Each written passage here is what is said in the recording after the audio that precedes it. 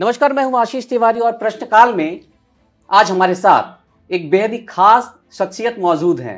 राज्य के finance minister Om Prakash Chaudhary, जिन्हें लोग ओपी चौधरी भी कहकर पुकारते हैं। बहुत बहुत स्वागत है बातचीत में जी। मंत्री जी।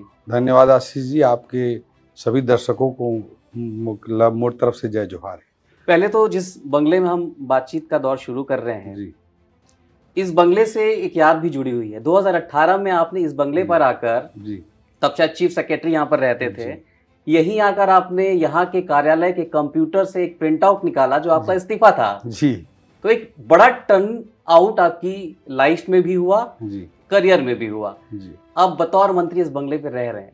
जी।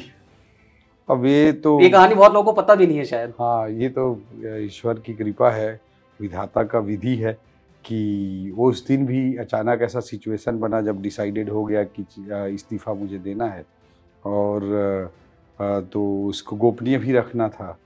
तो चीफ सेक्रेटरी साहब को बोला गया, चीफ मिनिस्टर साहब के द्वारा और इधर उधर सब तरफ से, कि वो रिजाइन कर रहा है और बाहर नहीं आना चाहिए।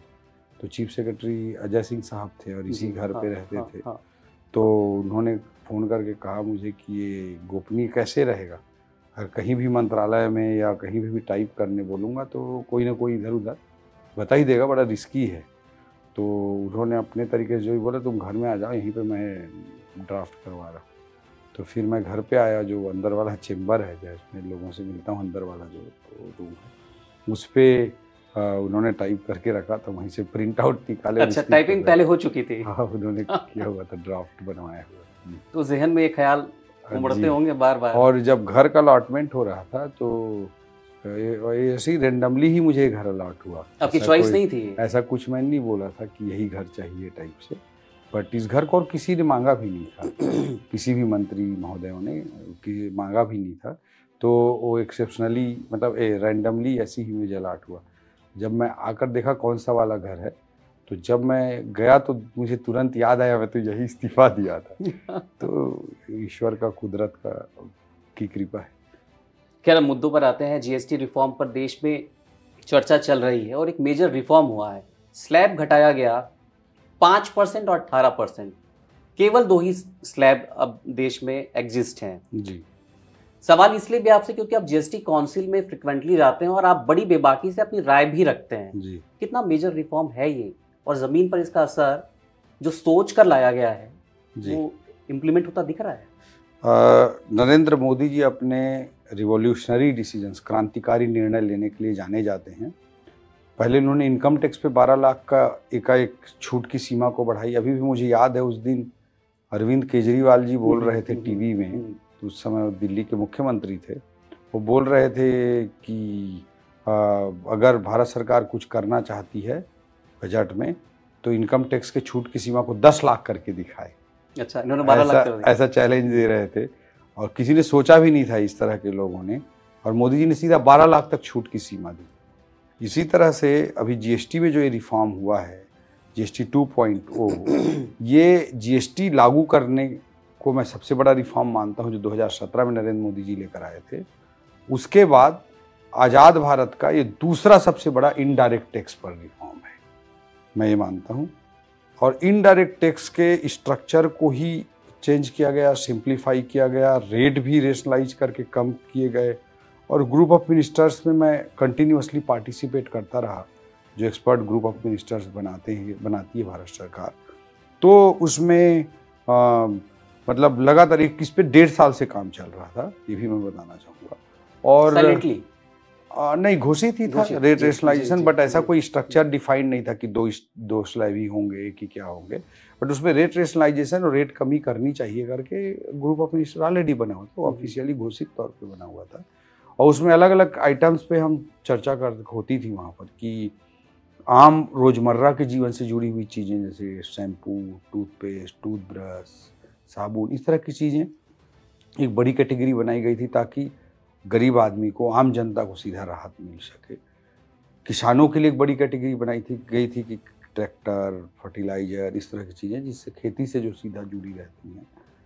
तीसरा, मिडिल क्लास के एस्पिरेशन से जुड़ी हुई चीज़ें, जैसे आजकल हमारे देश में जैसे जैसे अर्थव्यवस्था आगे बढ़ रही है, गरीब कल्याण की योजनाएं आगे बढ़ रही हैं, बीपीएल आदमी APL में आ रहा है, APL आदमी लोअर मिडिल क्लास में आ रहा है, लोअर मिडिल क्लास का आदमी मिडिल क्लास में पहुंच रहा है, मिडिल क्लास का आदमी अपर मिडिल क्लास में पहुंच रहा है। तो जैसे व्यक्ति धीरे धीरे अपने आर्थिक स्थिति को मजबूत करता है तो एक एस्पिरेशन होती है उसके मन में भी कि भाई मैं भी AC खरीदूँ, मैं भी फ्लैट वाला TV खरीदूँ। तो इस तरह की एक बड़ी कैटेगरी बनाई गई थी जिसमें 28% से 18% किया गया।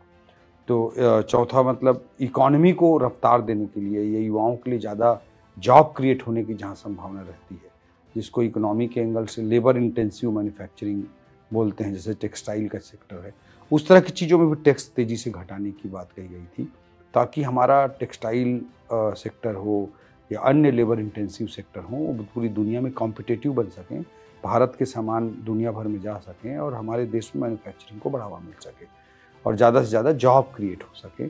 इस तरह के भी कैटेगरी थी। तो इस तरह के बहुत ही मेजर इंटेंसिव वर्किंग हुई और नरेंद्र मोदी जी ने लाल किले की प्राचीर से सीधा ऐलान किया और देश को इतना बड़ा उपहार दिया। आज 2 स्लैब हो गए हैं, अनेक वस्तुओं पर 12% से 5%, 5% से 0%, अनेक पर 12% से ही 0%, 28 से 18%, ज़बरदस्त तरीके से रेट में कमी की गई है। और जैसे हम लोग ग्राउंड पे भी उतरे, बाज़ारों में गए, व्यापारियों से मिले, तो उन साथियों ने भी, व्यापारी साथियों ने भी बताया कि जैसे बेबी बच्चों के लिए, छोटे बच्चों के लिए जो न्यूट्रिशनल प्रोडक्ट्स होते हैं, उन पे बता रहे थे कि इस पर मेजर कम हुआ है, इस पर मेजर कम हुआ है। तो बहुत ही ज़बरदस्त तरीके का रिफॉर्म है। इससे निश्चित रूप से आम जनता को राहत मिलेगी, उसके जेब में पैसा ज़्यादा बचेगा, ज़्यादा उसकी क्रय क्षमता बढ़ेगी, परचेसिंग पावर बढ़ेगा और अर्थव्यवस्था को भी रफ्तार मिलेगी। खैर, अब छत्तीसगढ़ के इशूज़ पर लौटते हैं कि जिस तरीके से जब बीजेपी छत्तीसगढ़ सरकार में काबिज हुई, एक चुनौती थी, आर्थिक तंत्र बिगड़ा हुआ था, एक इकोनॉमिक रिफॉर्म की ज़रूरत इस वक्त राज्य में महसूस की जा रही थी। कर्ज की सीमा पार हो चुकी थी, बड़े बड़े वादों के साथ आप लोग छत्तीसगढ़ में आए थे। लगता है कि इन 2 सालों में, लगभग 2 साल तो हो ही गए हैं, दिसंबर में 2 साल की सरकार को पूरे हो जाएंगे जी। आर्थिक चुनौतियां जो सरकार के सामने थी वो अब खत्म हो चुकी हैं या अब भी एक बर्डन सरकार के हिस्से है? चूंकि आप वित्त मंत्री हैं जी, सारा बोझ जी बाकी मंत्रियों पर तो बाद में आएगा, पहले आप पर आएगा। सरकार में तो सामूहिक निर्णय का सिद्धांत होता है, कलेक्टिव रिस्पॉन्सिबिलिटी होती है और आदरणीय मुख्यमंत्री जी के नेतृत्व में कैबिनेट में हम सभी महत्वपूर्ण, वित्तीय दृष्टि से भी महत्वपूर्ण विषय रहते हैं, उसको कैबिनेट में प्रस्तुत करते हैं तो कैबिनेट में सभी लोगों की सामूहिकता के साथ निर्णय किया जाता है। तो निश्चित रूप से एक बहुत बड़ा चैलेंज था ये मैं कहूँगा, क्योंकि मोदी की गारंटी में हमने छत्तीसगढ़ की जनता जनार्दन को हमारे मैनिफेस्टो में बहुत सारे वादे किए थे। तो उसमें मैं 4 ही चीज़ का जिक्र करूँगा, बाकी तो और बहुत सारी चीज़ें हुई हैं। जैसे महतारी वंदन योजना है, उसमें 8,000 करोड़ रुपया प्रति वर्ष का हमको अतिरिक्त व्यवहार हुआ। जो भूपेश बघेल जी की सरकार जब थी तो उस समय खर्चा नहीं था, नया खर्चा जुड़ा। मैं नए खर्चे जुड़े उन्हीं की बात कर रहा हूँ। दूसरा जो है आवास उन्होंने बंद कर रखा था, 18 लाख गरीबों को आवास देना था।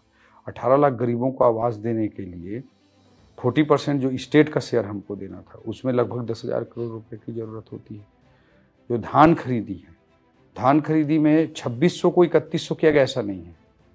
उस समय MSP 2200 थी जी, MSP। तो अंतर की राशि जो 400 थी वो 900 की गई। इस नज़रिए से उसको देखने की ज़रूरत है। अर्थात अंतर की राशि जो भुगतान किया जाता था वो दुगने से भी ज़्यादा हुआ। इसके अलावा धान की जो क्वांटिटी खरीदी करनी है वो 15 क्विंटल से 21 क्विंटल हुआ।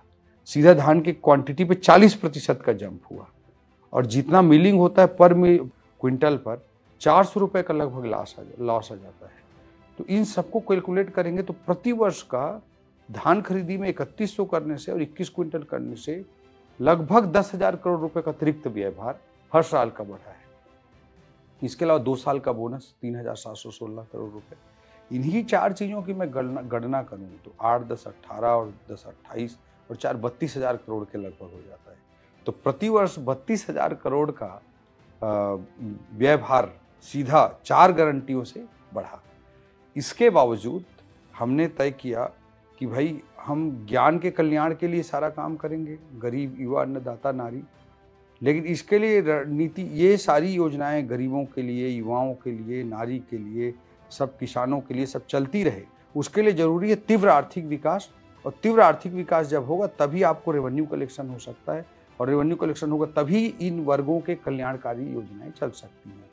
तो इस पॉइंट ऑफ व्यू से कि इन सारे वादों को पूरा करते हुए आगे बढ़ना है, उस बीच में गति का कॉन्सेप्ट के साथ हम सेकेंड बजट में आए, गवर्नेंस, एक्सीलरेटिंग इंफ्रास्ट्रक्चर, टेक्नोलॉजी और इंडस्ट्रियल ग्रोथ, कि जब तक इकोनॉमी को इस रणनीति के माध्यम से हम रफ्तार नहीं देंगे तो हमारी ये जो गरीब कल्याण की योजनाएं हैं वो चल नहीं सकती। इसलिए हमको जरूरी था कि कैपिटल एक्सपेंडिचर भी होता रहे, इंडस्ट्रियल ग्रोथ भी होता रहे। इसके लिए सड़क का काम, पुल का काम, मेडिकल कॉलेज का काम, नर्सिंग कॉलेज का काम, फिजियोथेरेपी कॉलेज का काम, ये सब भी बहुत तेजी से चले। इंडस्ट्रियल ग्रोथ तेजी से हो। आजकल इंडस्ट्रीज को लाना, स्टेट्स के बीच कंपटीशन हो गया है, इंडस्ट्रीज के बीच कंपटीशन नहीं रहा। तो एक कॉम्पिटिटिव इंडस्ट्रियल पॉलिसी बनाना ताकि इन्वेस्टर्स यहाँ पे आएँ, अपना इन्वेस्टमेंट करें और युवाओं को ज़्यादा से ज़्यादा जॉब मिल सके। इस पॉइंट ऑफ व्यू से इंडस्ट्रियल ग्रोथ को इंश्योर करना, साथ ही भर्तियों की प्रक्रिया को भी आगे बढ़ाना, ये सारी चुनौतियों को एक साथ करने के लिए मेजर रिफॉर्म्स की ज़रूरत थी। और उसको मुख्यमंत्री जी के लीडरशिप में हम सब लोगों ने मिलकर बहुत अच्छे तरीके से आगे बढ़ाने की पूरी कोशिश की है और काफ़ी हद तक सफलता भी मिली है। आज मैं बताना चाहूँगा कि जीएसटी का जो पिछले साल का ग्रोथ रेट था पूरे देश में हमारा टॉप ही थे, नंबर 1 थे। तो हाईएस्ट ग्रोथ रेट आया। पंजीयन में आप देख रहे हैं कि किस तरह से हमने बहुत तेजी से रिफॉर्म किया है। एक्साइज में जो गड़बड़ियां कांग्रेस के ज़माने में होती थी वो सबसे मुक्ति मिली, उसके कारण उसमें ग्रोथ हुआ। तो ये सारी चीज़ें ग्रोथ हुई। दूसरा, जहाँ जहाँ गलत चीज़ें हो रही थी उसको भी रोकने की पूरी कोशिश की गई है। जैसे मैं आपको बताना चाहूँगा, एक बड़ा उदाहरण है, बहुत महत्वपूर्ण है, वो पेंशन की बात है। मध्य प्रदेश से जब हमारा छत्तीसगढ़ अलग हुआ तो पेंशन जो उस समय के कर्मचारी थे उन पर जो पेंशन व्यय भार था वो दोनों स्टेट के बीच बंटना था। तो उसमें 26% और 74% का फार्मूला तय हुआ। 26% हमारा छत्तीसगढ़ पेमेंट हर साल करता है। तो उसके पूरे एम्प्लॉई डेटा को हमने 6-8 महीना वित्त विभाग में हमारे पेंशन डिपार्टमेंट के जो डायरेक्टरेट के अधिकारी हैं और सेक्रेटरी हैं हमारे वित्त विभाग के, उन सब ने बड़ा जोरदार मेहनत किया, पूरे सिस्टम को डिजिटाइज करने का काम किया और उससे ट्रैक होके निकल के आया कि 2000 करोड़ रुपए हम मध्य प्रदेश को अतिरिक्त दे रहे थे साल दर साल। पहले कुछ कम रहा होगा, अभी बढ़ गया होगा। तो लगभग हर साल का आज की तारीख में 2000 करोड़ रुपए अतिरिक्त दे रहे थे, तो सीधे 2000 करोड़ रुपए की बचत हुई। ऐसे जहाँ जहाँ जो बेस्ट किया जा सकता था, इसलिए है स्पेशल कैपिटल असिस्टेंस भारत सरकार से रिफॉर्म्स अगर आप लागू करते हैं तो एक स्पेशल इंसेंटिव मिलता है। तो उसके तहत हम 6200 करोड़ रुपये लाने में सफल रहे। पूरे देश में बेस्ट परफॉर्मिंग स्टेट्स में से हम महत्वपूर्ण स्टेट्स में से रहे हैं। तो इस तरह की चीज़ों को आगे बढ़ा करके वित्तीय व्यवस्था को संभालने की कोशिश की गई। सारे वादे भी पूरे किए गए और विकास के काम जो हैं उसको भी आगे बढ़ाया जा रहा है, भर्तियों के काम को भी आगे बढ़ाया जा रहा है। ठीक है, लेकिन अर्थशास्त्र का सामान्य ज्ञान जो है वो आम जनता नहीं समझती है जी। ये जो 32,000-35,000 करोड़ का एक बर्डन आप लोगों के हिस्से आया जी, तो ठीक है, इकोनॉमी आपने बढ़ाई है जीएसटी कलेक्शन से, ट्रांसपोर्ट से, एक्साइज से, जी, रिवेन्यू से भी जी। फिर भी ये अनुपात में कहीं टकराता भी नहीं है। 32,000-35,000 करोड़ की लायबिलिटी ज्यादा बड़ी दिखाई देती है जी। अर्थशास्त्र के गणितज्ञ के तौर पर, चूंकि वित्त मंत्री इसलिए मैं आपसे पूछ रहा हूँ, इस भरपाई को आप कैसे पूरा कर पा रहे हैं? देखिए, जो लोन की बात होती है, लोन की बहुत सारी बातें होती हैं, इसको समझना जरूरी है कि जो जीएसडीपी होता है स्टेट का, उसका 3% तक लोन लेना ऑफिशियली सारे राज्यों के लिए अलाउड है। एफआरबीएम के तहत सभी राज्यों को अलाउड है। और कैपिटल की अधिकाधिक व्यवस्था करने के लिए, विकास की प्रक्रिया को तेज करने के लिए जो विकासशील प्रदेश, विकासशील देश या विकासशील अर्थव्यवस्थाएं होती हैं, उसमें इस कैपिटल अवेलेबिलिटी को बढ़ाने के लिए इतने लोन को जरूरी भी माना जाता है। अच्छा, एफआरबीएम एक्ट में 3% और ये भी कहा जा सकता है क्या कि जीएसडीपी का टोटल 25%, टोटल जीएसडीपी का टोटल लोन 25%। बट मैं ये इतना कहना चाहूँगा कि जो जीएसडीपी का जो डेटा है उसमें 3% की सीमा तक हम लोन ले सकते हैं। और ये 3% की सीमा वित्तीय वर्ष जो 5 साल होते हैं किसी फिनांस कमीशन के, उसका एवरेज में 3% हमको मेंटेन करना रहता है। तो मैं आपको ये बताना चाहूँगा कि इस 3% की सीमा तक लोन हम हर साल जीएसडीपी का ले सकते हैं, और जीएसडीपी साल दर साल बढ़ती जाती है। तो अगर 5 लाख करोड़ जीएसडीपी है तो 15,000 करोड़ तक लोन ले सकते हो आप हर साल का। और अगर वही 10 लाख करोड़ जीएसडीपी हो गई तो 30,000 करोड़ तक आप लोन ले सकते हो। तो जैसे जैसे इकोनॉमी की साइज बढ़ती है तो आपके लोन लेने की क्षमता भी बढ़ती जाती है, जैसे जैसे टैक्स कलेक्शन बढ़ता है और लोन लेने की क्षमता भी बढ़ती जाती है। तो जीएसडीपी को इसीलिए हम रफ्तार देने की कोशिश कर रहे हैं, ताकि आपके रेवेन्यू कलेक्शंस भी बढ़े, आपके लोन लेने की क्षमता भी बढ़े, और ये लोन लेकर के हम जो जितना हमारा लोन का लिमिट है, जो नियम कानून है, उसके तहत हम लोन लेकर के उस लेवल को मेंटेन करने में सफल है। थोड़ी देर पहले आपने गवर्नेंस और लीकेजेस का जिक्र किया था, और लीकेजेस का आशय सीधे से करप्ट प्रैक्टिस से जोड़कर देखा जाता है। करप्शन के पैरामीटर पर या जितने भी तमाम इंडिकेशन होते हैं उसमें एट पार वाली स्थिति पर छत्तीसगढ़ जा चुका था जी। क्या बतौर वित्त मंत्री या शायद सरकार के एक जिम्मेदार मंत्री के तौर पर आप ये कह सकते हैं कि जो व्यवस्था थी, जो एलिगेशन बीजेपी जब ऑपोजिशन में थी लगाती थी, वो अब खत्म हो चुकी है और करप्ट प्रैक्टिस राज्य में नहीं हो रही है, और इकोनॉमिकली गवर्नमेंट का गवर्नेंस इतना बेहतर हो चुका है कि जनता के हित में ही सरकार काम कर रही है? जी, मैं आपको उदाहरण देना चाहूँगा कि जैसे पंजीयन विभाग है जी, पंजीयन विभाग में किस तरह से सिस्टम को पूरी तरह से रिवैम्प किया गया है, उसको आप पूरा जाकर देख सकते हैं। नवा रायपुर में पहला मॉडल ऑफिस स्टार्ट हुआ है, पूरे प्रोसेस को चेंज किया गया है, पूरे प्रोसेस को डिजिटाइज किया गया है। दैट मॉडल ऑफिस केवल फर्नीचर लगा देने या कांच लगा देने या एसी लगा देने वाला मॉडल ऑफिस नहीं है जी, वो पूरी तरह से पेपरलेस ऑफिस है, और आपको 10 से 15 मिनट के अंदर रजिस्ट्री की प्रोसेस कंप्लीट हो जाएगी। तो इस तरह के, और आपको जितने रजिस्ट्री की चीज़ें, चाहे वो अपॉइंटमेंट हो, चाहे वो डॉक्यूमेंट्स प्राप्त करना हो, सब कुछ व्हाट्सएप में आपके डिलीवर हो जाएगा, सब कुछ व्हाट्सएप पे आपके डिलीवर हो जाएगा। और ऑटो म्यूटेशन भी लागू किया गया है कि रजिस्ट्री होने के बाद नामांतरण के लिए आपको भटकना नहीं पड़ेगा। तो इस तरह की चीज़ें वही सरकार कर सकती है जो पैसा इकट्ठा करने के मोड में ना हो। तो मैं अपने डिपार्टमेंट के लिए इस चीज़ को कहना चाहूँगा कि जब पैसा इकट्ठा करने के या भ्रष्टाचार करने के लोभ से मुक्त नहीं होंगे, तब आप रिफॉर्म इस तरह के नहीं कर सकते।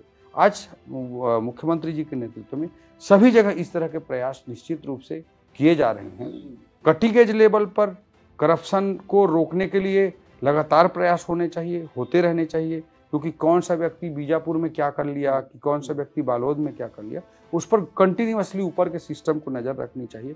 और आप देखे होंगे कि OWACB के माध्यम से जो ग्राउंड स्तर पर कटिंग एज लेवल करप्शन होता है, जनता से सीधा जुड़ा हुआ विषय होता है, उस पर भी आदरणीय मुख्यमंत्री जी लगातार कार्रवाई कर रहे हैं। दूसरा चीज़ जो महत्वपूर्ण बात मैं बोलना चाहूँगा कि पिछले सरकार के समय जो हुआ, इसको ऑर्गेनाइज्ड करप्शन कर सकते हैं आप।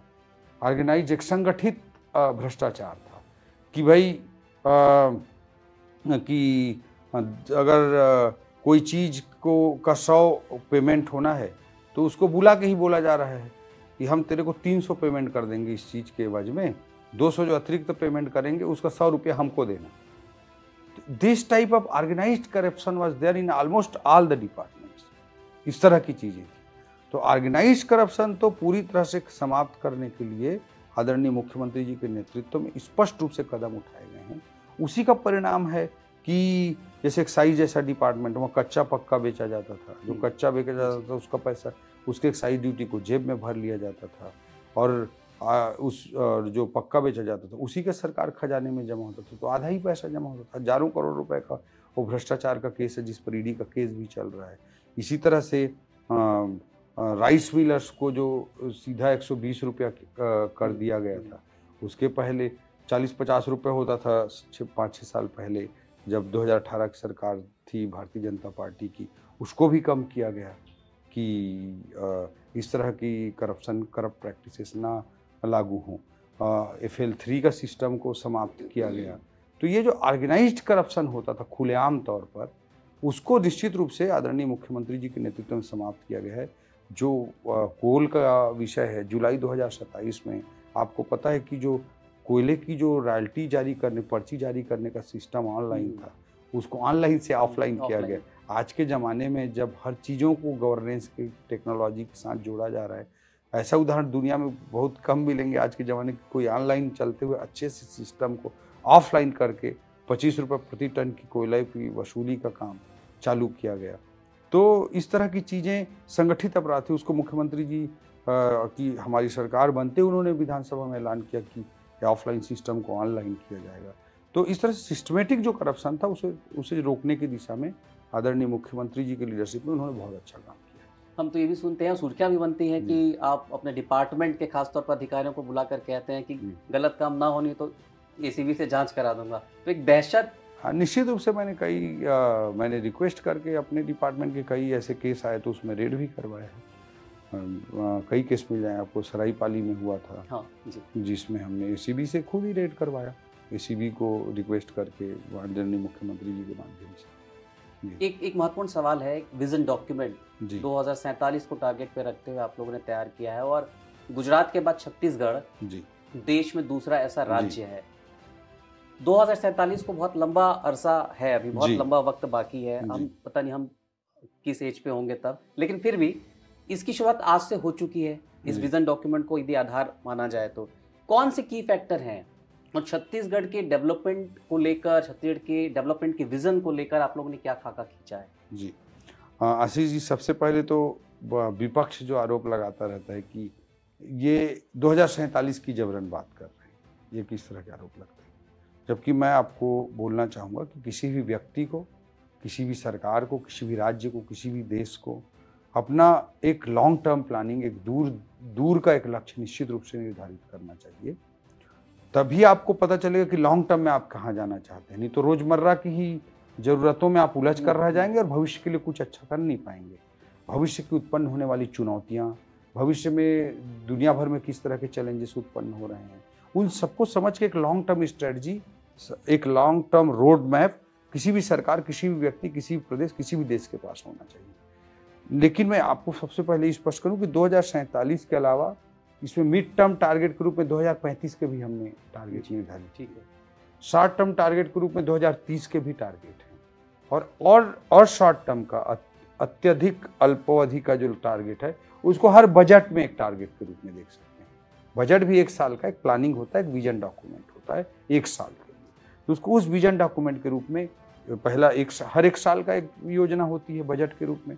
उसके बाद 2030 तक के लक्ष्य, 2035 तक की योजनाएं और 2047 तक की योजनाएं, इसको इस तरह से डिवाइड किया गया है। तो हमारे प्रदेश की जनता को मैं ये स्पष्ट करना चाहूँगा कि ये हर तरह से उसको आगे बढ़ाने की एक स्पष्ट रोड मैप है।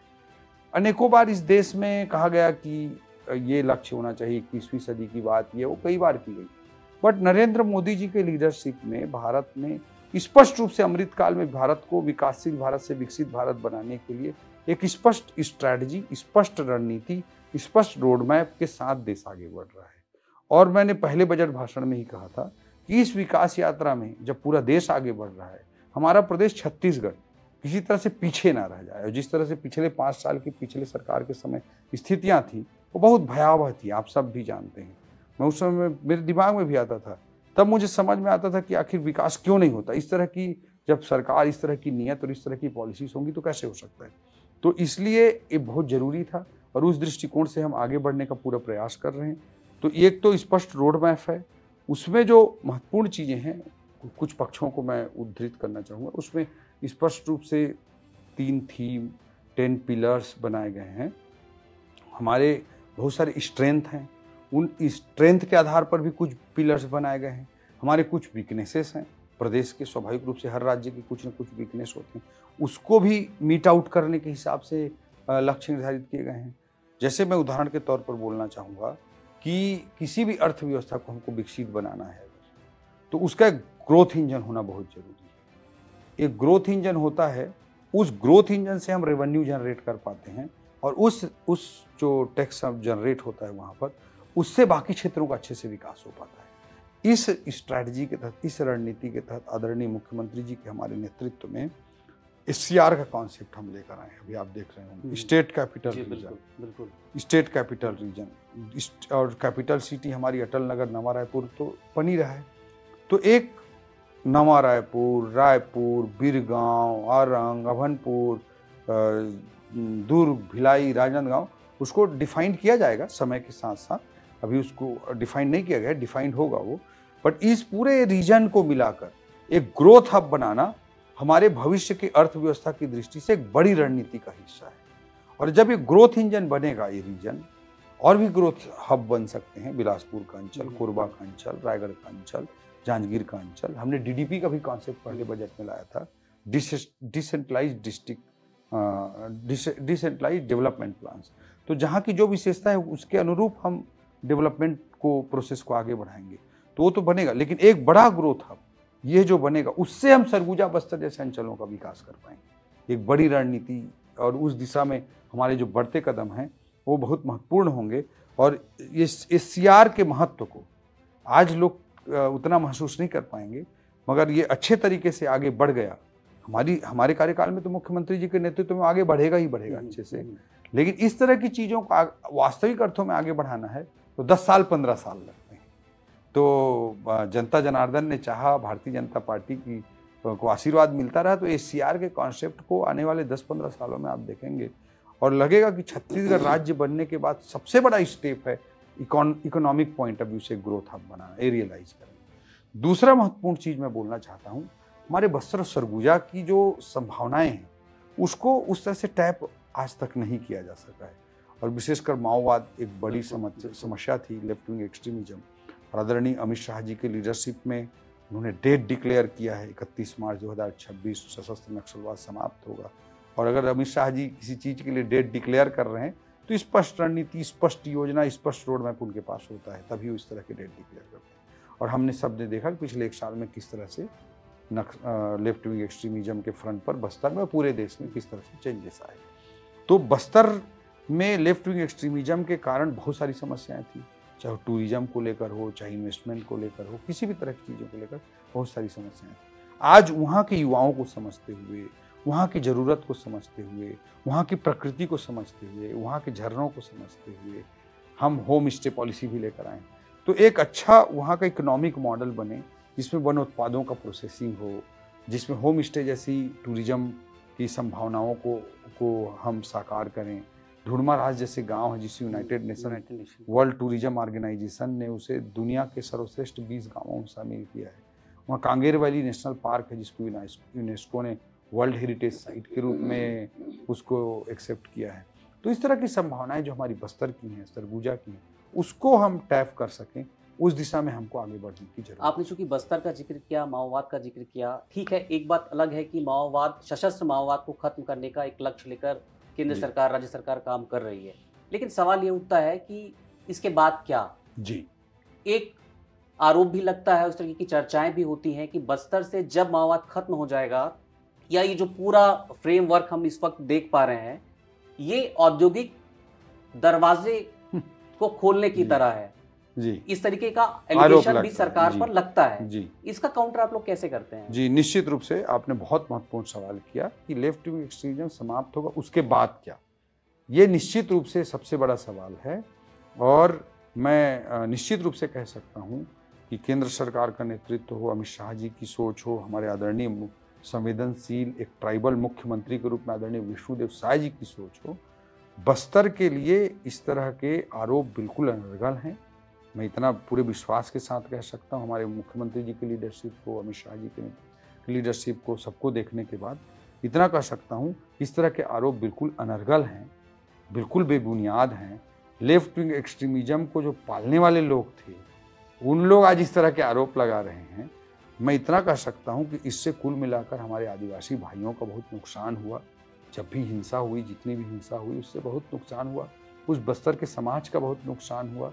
और बस्तर के लिए आज मैं इतना कह सकता हूँ कि वहाँ की जो ज़रूरत उसको ध्यान में रखते हुए वहाँ पर एजुकेशन सिटी बनाई गई, वहाँ पर लाइवलीहुड कॉलेज बनाया गया, वहाँ पर पोटा केबिन बनाया गया, वहाँ नन्हे परिंदे जैसी परियोजनाएं चलाई गई, वहाँ पर आज होम स्टे पॉलिसी हम लेकर आ रहे हैं। इस तरह की चीज़ों को बढ़ावा दे करके वहाँ की युवाओं को एक अच्छा रोजगार मिले, माइनर फॉरेस्ट प्रोड्यूस पर बेस्ड अच्छी इकोनॉमी आगे बढ़े। इस तरह की चीज़ों को निश्चित रूप से आगे बढ़ाने की आज आवश्यकता, और उस दिशा में आदरणीय मुख्यमंत्री जी के नेतृत्व में काम किया जा रहा है। बस्तर के लोगों की भावनाओं को समझते हुए, बस्तर के लोगों के डिमांड और मांग को समझते हुए, उनकी इच्छाओं के अनुरूप बस्तर का विकास होगा। मैं मुख्यमंत्री जी की लीडरशिप में बात विश्वास के साथ कह सकता हूँ। कई तरीके के नवाचार आपने किए हैं, खासतौर पर अपने विभाग से जुड़े हुए। जन विश्वास बिल, जी। Growth stability fund, pension fund का भी प्रावधान आपने बजट में किया था। कितना इम्पैक्टफुल है और इसके पीछे क्या धारणा थी यार? जी, बहुत आपने डीप क्वेश्चन किया और इट्स वेरी इंपॉर्टेंट। जन विश्वास बिल के आपने बारे में बात किया। सरकार जन विश्वास बिल लेकर आई, उसके पीछे सोच ये है, आदरणीय नरेंद्र मोदी जी के प्रेरणा से वो आया है और सभी राज्यों में उन्होंने मोटिवेट किया है।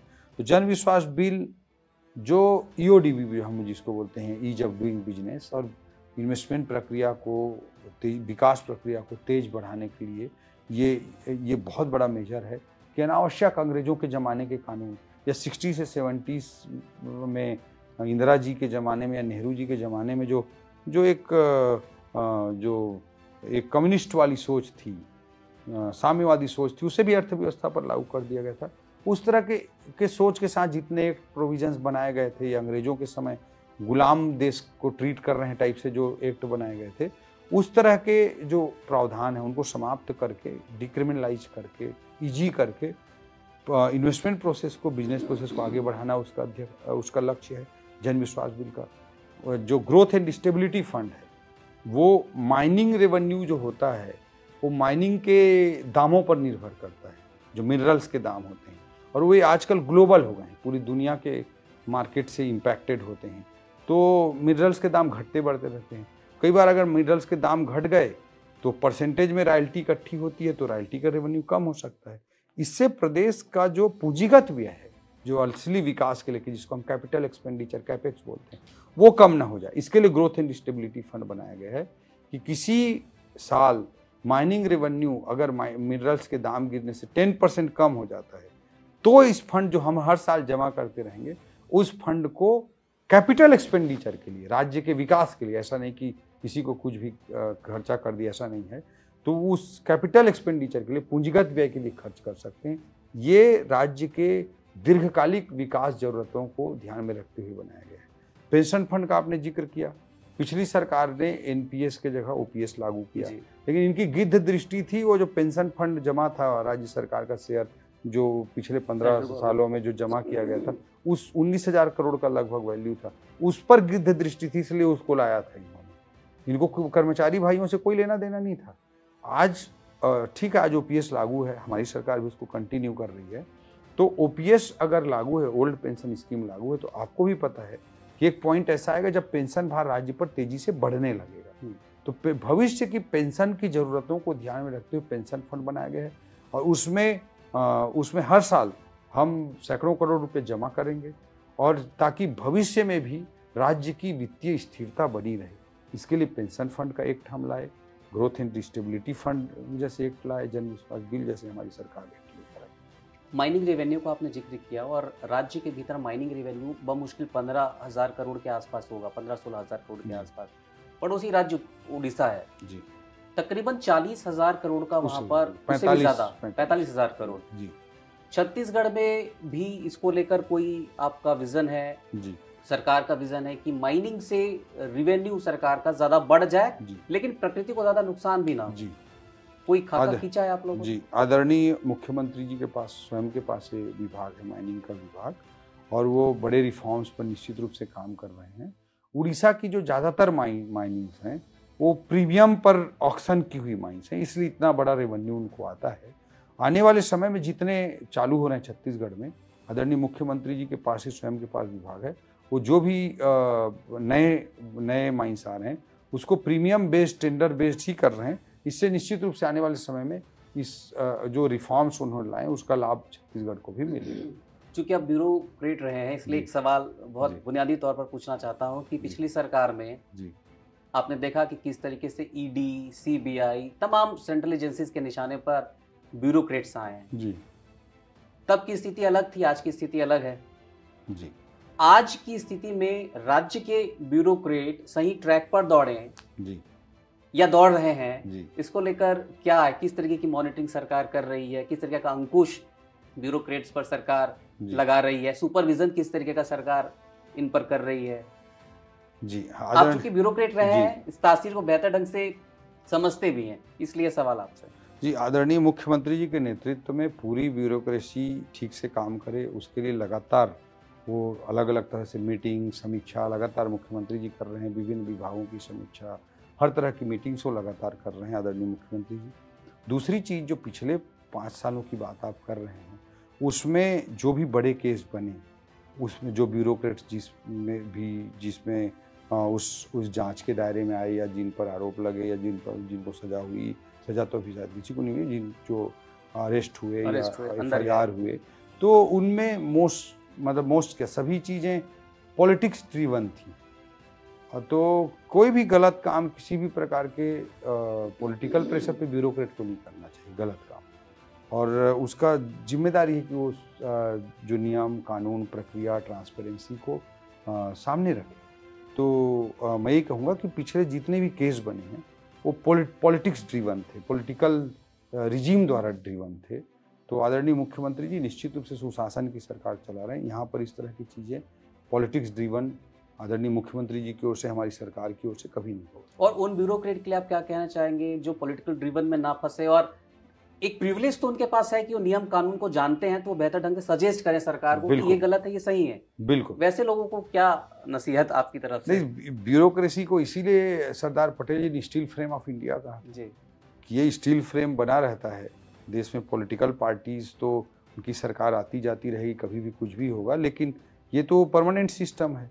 तो इसीलिए उन्होंने कहा था कि स्टील फ्रेम ऑफ इंडिया के रूप में इनको काम करना चाहिए। ये सरदार पटेल जी ने कहा था अपने जब सिविल सर्विस का गठन हो रहा था, ट्रेनिंग एकेडमीज खुल रहे थे, जब देश आज़ाद हुआ था उस समय शुरुआती वर्षों में। तो बेसिक जिम्मेदारी होती है किसी भी ब्यूरोक्रेट की, सिविल सर्वेंट की, कि जो रूल्स रेगुलेशंस को सामने रखे और कोई भी चीज़ को, कोई भी प्रक्रिया को ट्रांसपेरेंसी के साथ संपन्न कराए। जुलाई 2020 में जो ऑनलाइन को ऑफलाइन किया गया, इस तरह की चीज़ें कभी करनी नहीं चाहिए। आखिरी 2 सवाल, चूँकि नया रायपुर का जिक्र आपने पहले ही किया था जी, नया रायपुर में बसाहट अब भी नहीं आई है जी। तमाम जो कुछ मंत्री तो चले गए हैं, कुछ यहीं रह रहे हैं, मंत्री नहीं जाएंगे, अधिकारी नहीं जाएंगे, तो बसाहट की उम्मीद भी बेमानी हो जाती है। कब तक का लक्ष्य रखा है कि नया रायपुर में, चूंकि डेवलपमेंट हो चुका है, नया रायपुर को नए तरीके से नए विजन के साथ आप लोग तैयार कर रहे हैं, तो बसाहट की कोई मियाद रखी है कि इतने वर्ष तक के भीतर इतनी बसाहट नया रायपुर में ले आई जाएगी? देखिए आशीष जी, किसी भी शहर को बसाना है तो मुझे लगता है कि वहाँ पर जॉब सबसे ज़्यादा। किसी को हम कल आदेश करेंगे कि जाओ बस जाओ, तो कोई बस नहीं जाएगा। तो जॉब सबसे इम्पोर्टेंट है। तो हमारी पूरी कोशिश है कि वहाँ पर सर्विस सेक्टर ग्रो करे, वहाँ पर वो वेडिंग डेस्टिनेशन के रूप में वो ग्रो करे, वहाँ पर हेल्थ केयर डेस्टिनेशन के रूप में वो ग्रो करे, नवा रायपुर कॉन्फ्रेंस डेस्टिनेशन के रूप में, कॉन्फ्रेंस टूरिज्म के सेंटर के रूप में ग्रो करे। ये सब हमारे कॉन्सेप्ट्स हैं। अभी आप देखिए वहाँ सेमीकंडक्टर का इन्वेस्टमेंट हुआ, वहाँ पे आई डेटा सेंटर का इन्वेस्टमेंट हुआ, वहाँ पर KPO BPO सेंटर IT की कुछ सर्विसेज स्टार्ट हुई, बॉम्बे हॉस्पिटल अभी आया है, सरोज हॉस्पिटल वहाँ पर आया है, रिक्रिएशनल पॉइंट ऑफ व्यू से श्री श्री रविशंकर जी का सेंटर के लिए लैंड अलॉटमेंट करने का काम सरकार ने, हम सब ने किया है। सत्य साई हॉस्पिटल का जो हेल्थ स्किल सेंटर है वो आ रहा है। तो इस तरह की चीज़ें जो हम लोग कर रहे हैं, तो इस सब का मल्टी डायमेंशनल प्रयास ये है कि वहाँ पर जॉब्स क्रिएट हों। जब जॉब्स क्रिएट होंगे तो अपने आप लोग रहने लगेंगे, पूरा इकोसिस्टम डेवलप होगा। एक महत्वपूर्ण सवाल ये भी ध्यान आ गया कि ठीक है, बतौर वित्त मंत्री विभागों कुछ बजट अलॉट करते हैं जी। पिछली मर्तबा का याद है, पिछले बजट सेशन का याद है कि आपको मंत्रियों को चिट्ठी लिखनी पड़ी थी कि बजट आपका खर्च नहीं हुआ है, इतना बजट क्वार्टरली जो खर्च होना चाहिए 6 महीने में खर्च होना चाहिए। फिलहाल इस फाइनेंशियल स्थिति क्या है वो तो मैं नहीं जानता, लेकिन पिछली मर्तबा आपने चिट्ठी लिखी थी, मुझे ध्यान आ रहा है जी। मंत्री अपने विभागों में बजट वक्त पर खर्च कर दें जी, इस पर तो नजर आपकी होती है। नहीं, देखिए क्या होता है, सरकार में 2 प्रकार के व्यय होते हैं। एक होता है राजस्व व्यय जो होता है, दूसरा होता है पूंजीगत व्यय। तो जो राजस्व व्यय है, जो सीधा हमको वितरण करना है, वो तो बखूबी हो जाता है, लेकिन अच्छा पूंजीगत व्यय जो अर्थव्यवस्था को आगे बढ़ाने के लिए, राज्य को आगे बढ़ाने के लिए जरूरी होता है, उसके लिए काफ़ी मेहनत भी करना पड़ता है। कोई पुल बनाना है तो टाइमली उसका एस्टीमेट बनाना, टीएस बनाना, डीपीआर बनाना, विभागीय प्रशासकीय स्वीकृति लेना, वित्त विभाग से स्वीकृति लेना, फिर उसका एनआईटी बनाना, फिर उसका टेंडर करना, फिर उसके टेंडर प्रोसेस को कंप्लीट करके वर्क ऑर्डर करना। तो जितना हम तेजी से कर पाते हैं उतना राज्य का पूंजीगत व्यय ज़्यादा होता है। तो पूंजीगत व्यय को बढ़ाना निश्चित रूप से पिछली बार भी थोड़ा चैलेंज था, इस बार भी और हमको बहुत ज़्यादा प्रयास करने की आवश्यकता है। राजस्व व्यय तो आसानी से व्यय हो जाता है और राजस्व व्यय को ही इकोनॉमिक्स में कंस्ट्रेंट के रूप में देखा जाता है। पूंजीगत व्यय राज्य के विकास के लिए बहुत जरूरी होता है, क्योंकि 1 रुपये हम खर्च करते हैं तो कोई अनेक इकोनॉमिस्ट, कोई बोलता है 4 रुपये का इकोनॉमी पे इम्पैक्ट पड़ता है, कोई 2.77 का भी एक एस्टिमेशन है आरबीआई का कि 1 रुपये अगर कैपिटल एक्सपेंडिचर होता है, पूंजीगत व्यय होता है, तो उसका अर्थव्यवस्था पे 2.77 का इम्पैक्ट पड़ता है। ये आरबीआई का स्टडी है। तो पूंजीगत व्यय को बढ़ाना अर्थव्यवस्था की दृष्टि से जरूरी होता है और सारे विभाग को हम सब मिल करके उस दिशा में तेजी से काम करने का पूरा प्रयास कर रहे हैं। एक आखिरी सवाल, अभी आप दिल्ली से लौटे हैं मोबाइल कांग्रेस में शरीक होकर, कुछ सजेशंस भी आपने वहाँ दिए हैं राज्य हित के लिहाज से, कौन से महत्वपूर्ण हैं? जी देखिए, सबसे बड़ा तो वहाँ पर इशू था, 2 चीज़ों का आपके इस इंटरव्यू में जिक्र करना चाहूँगा। एक मोबाइल टावर की बात, तो मोबाइल टावर के लिए डिजिटल कम्युनिकेशन डिपार्टमेंट की ओर से जो टावर निधि है उसके माध्यम से सैंक्शन किए जाते हैं। उसमें 1600 टावर हमारे छत्तीसगढ़ को मिले हैं भारत सरकार की ओर से। उनका काम तेज़ी से चल रहा है। बट मैं फिर से कहना चाहूँगा कि हमारे बस्तर जैसे क्षेत्र हैं, सरगुजा जैसे क्षेत्र हैं, तो मैदानी जो भी हिस्से के इंटीरियर गाँव हैं, उन सब तक मोबाइल टावर पहुँचने में बहुत सारी दिक्कतें हैं और प्राइवेट ऑपरेटर कभी लगाते नहीं, क्योंकि उनको जब तक 2000-3000 मोबाइल होल्डर्स नहीं मिलते तब तक उनके लिए टावर लगाना वायबल नहीं होता है। तो इसलिए मैंने आदरणीय ज्योतिरादित्य सिंधिया जी को रिक्वेस्ट किया, वहाँ पर बहुत मजबूती के साथ अपनी बात रखी कि जो हमारा बस्तर क्षेत्र है वो लेफ्ट विंग एक्सट्रीमिज्म से लड़ रहा है और ये लड़ाई केवल छत्तीसगढ़ के लिए नहीं कर रहा है, पूरे देश के लिए कर रहा है, क्योंकि left wing extremism internal security के लिए, पूरे भारत की इंटरनल सिक्योरिटी के लिए सबसे बड़ा थ्रेट है। तो ये पूरी लड़ाई को हम लड़ रहे हैं पूरे देश के लिए। 44% हमारे छत्तीसगढ़ के जो जंगल हैं उससे जो ऑक्सीजन निकलता है, केवल छत्तीसगढ़ के लोग ऑक्सीजन को नहीं लेते हैं, पूरे देश के, पूरी धरती के लोग लेते हैं। तो ऐसे महत्वपूर्ण चीज़ों में कंट्रीब्यूट करने वाले जो हमारे बस्तर के क्षेत्र हैं, सरगुजा के क्षेत्र हैं, मैदानी भागों के जो इंटीरियर गाँव हैं, उन सब में मोबाइल टावर के लिए रूल बदले जाएँ। मैंने ये कहा, छत्तीसगढ़ के कॉन्टेक्स्ट में हम चूँकि एक्सेप्शनल प्रॉब्लम्स को फेस कर रहे हैं, इसलिए नॉर्मल सॉल्यूशन से हमको एड्रेस ना करें, नॉर्मल स्कीम से हमको एड्रेस ना करें। जो पीएमजीएसवाई का नॉर्म्स है, 250 की आबादी वाले गांव तक टावर लगा दे भारत सरकार, या 100 की आबादी वाला जो माओवाद प्रभावित क्षेत्र है वहाँ 100 की आबादी वाला जो गाँव है वहाँ तक टावर लगाए, जो सड़क पहुँचाने के लिए पीएमजीएसवाई का आज का नॉर्म्स है। तो जब भारत सरकार वहाँ तक सड़क पहुँचा रही है, आज की तारीख में सड़क पहुंचाना जितना जरूरी है, आप भी स्वीकार करेंगे कि उससे जरा भी कम जरूरी टावर लगाना नहीं है, बिल्कुल उतना ही जरूरी है। तो इसलिए वो लगा दे। धरती आबा के अंतर्गत, जनमन के अंतर्गत या सेपरेट स्कीम डिजाइन करके, ये मैंने कहा है। दूसरा, मैंने डेटा सेंटर के लिए विभिन्न राज्यों को उस फोरम पर रिक्वेस्ट किया, अपील की, हमारे छत्तीसगढ़ आइए, आप अपना डेटा सेंटर भी हमारे छत्तीसगढ़ में लगा सकते हैं, क्योंकि छत्तीसगढ़ में पावर पर्याप्त मात्रा में है। छत्तीसगढ़ में ये सिस्मिक जोन नहीं है, भूकंप रोधी क्षेत्र है और इंडस्ट्रियल पॉलिसी बहुत अच्छी है। इसी मेट्रो से आप 90 मिनट में पहुंच सकते हैं। तो इन सब परिस्थितियों के कारण मैंने रिक्वेस्ट किया और अरुणाचल प्रदेश का तो तुरंत वहाँ पे वो कम्युनिकेट भी कर रहे थे, आने में दिलचस्पी दिखा रहे थे। तो इन सब विषयों को बहुत मजबूती के साथ रखा। चलिए, आज की बातचीत के लिए बहुत बहुत शुक्रिया। बहुत लंबे समय बाद इस तरीके से खुलकर बातचीत हो पाई है, आगे भी बातचीत होती रहेगी। आज के लिए बहुत बहुत धन्यवाद। आपको भी धन्यवाद, आपके दर्शकों को भी धन्यवाद। जय जोहार।